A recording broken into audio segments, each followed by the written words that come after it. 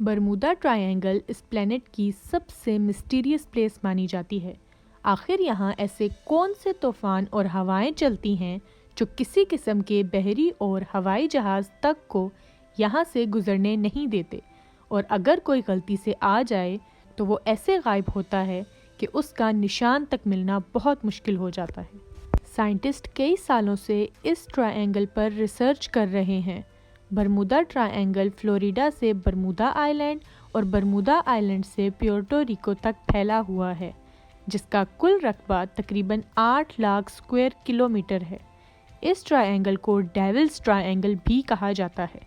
بہت سے لوگوں کا کہنا ہے کہ یہاں ایلینز کا قبضہ ہے۔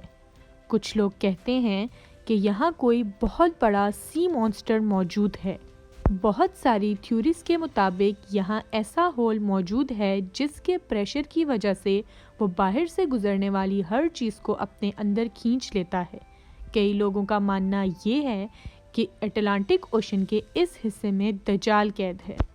برمودا ٹرائینگل میں ہونے والا سب سے پہلا ایسا واقعہ جس نے دنیا کی توجہ اپنی طرف کی وہ 1945 میں ہوا، جس میں 14 لوگ شامل تھے اور ان کا commander lieutenant Charles Carroll Taylor تھا، جو کہ ایک ایکسپیرینسڈ پائلٹ کے ساتھ ساتھ وار ویٹرن بھی تھا۔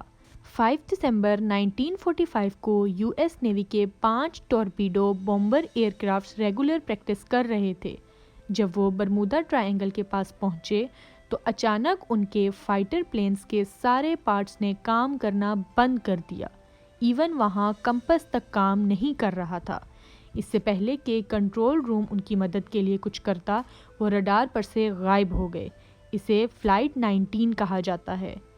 پھر ان کو ڈھونڈنے کے لیے ایک اور فلائٹ بھیجی گئی جس میں 13 لوگ موجود تھے۔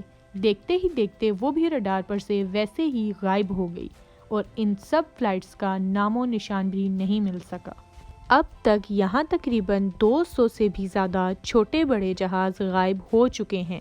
ایک بہت ہی حیران کن بات یہ ہے کہ بہت پرانا بحری جہاز جس کا نام میری سلیٹ تھا، برمودا ٹرائینگل سے غائب ہوا تھا۔ اسے کھوج نکالا گیا، لیکن حیرت کی بات یہ ہے کہ اب اس کے اندر کوئی انسان موجود نہیں تھا، بلکہ ایک بلی یہاں موجود تھی، اور باقی تمام چیزیں ویسی کی ویسی ہی اس جہاز میں موجود تھی سوائے انسانوں کے۔ اس جہاز کے اندر تقریباً 600 لوگ موجود تھے۔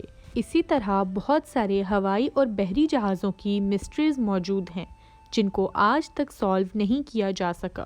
حیرت کی بات ہے کہ جس جگہ جہاز رڈار پر سے غائب ہوتے ہیں، بہت دفعہ ان کا ملبہ اس جگہ سے نہیں ملتا بلکہ بہت دور سے ملتا ہے۔ برمودا ٹرائینگل کی مسٹریز میں سے یہ بھی ایک بہت ہی عجیب و غریب قسم کی مسٹری ہے۔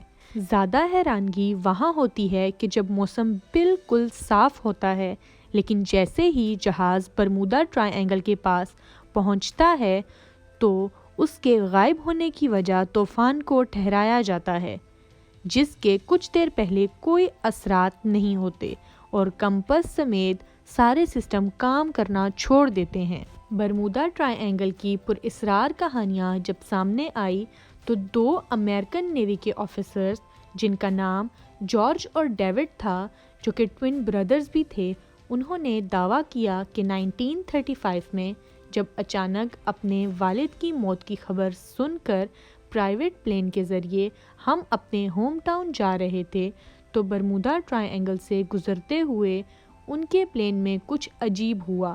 ان کے جہاز کے سارے پرزے کام کرنا بند ہو گئے اور ان حالات میں ان کا پائلٹ بھی بے ہوش ہو گیا، لیکن اس پلین میں کو پائلٹ بھی موجود تھا جس نے فوراً کنٹرول سنبھالا اور کسی طرح انہیں زمین نظر آئی اور وہ ادھر لینڈ ہوئے۔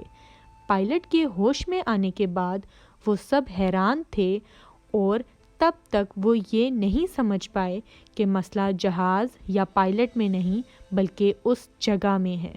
یہ سارا معاملہ ان کو سمجھ تب آیا جب اسی جگہ پر ہونے والے بہت سارے واقعات رپورٹ کیے گئے۔ پھر سال 2015 میں الفیرو نامی کارگو شپ فلوریڈا سے پیورٹو ریکو جا رہی تھی، جو 1 اکتوبر 2015 کو رڈار سے غائب ہوئی تھی۔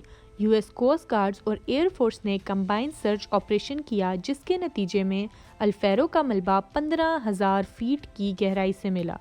شپ کے کیپٹن سے جب آخری رابطہ ہوا تھا تو اس نے شپ میں پانی آ جانے کے بارے میں بتایا تھا اور وہ اس شپ سے آخری کانٹیکٹ تھا۔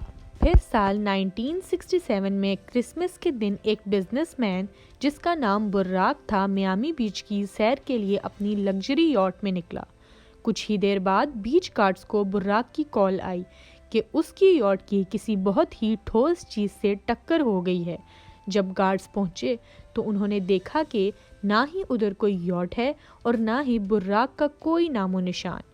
لیکن سوچنے کی بات یہ ہے کہ سمندر میں ایسی کون سی چیز موجود تھی جس سے براق کی یاٹ ٹکرائی تھی۔ برمودا ٹرائی اینگل کی مسٹری کو بہت سارے ریسرچرز نے سالو کرنے کی کوشش کی ہے اور مختلف تھیوریز بھی دی ہیں، لیکن اب لگتا ہے کہ فائنلی کچھ ٹھوس ثبوت کے ساتھ کوئی تھیوری سامنے آئی ہے، جو کہ یونیورسٹی آف فلوریڈا سے تعلق رکھنے والے امریکن سائنٹسٹ کی ایک ٹیم نے دی ہے۔ انہوں نے ریسنٹلی ایک نئی چیز ڈسکور کی ہے جو آج سے پہلے کسی سائنٹسٹ نے نہیں کی۔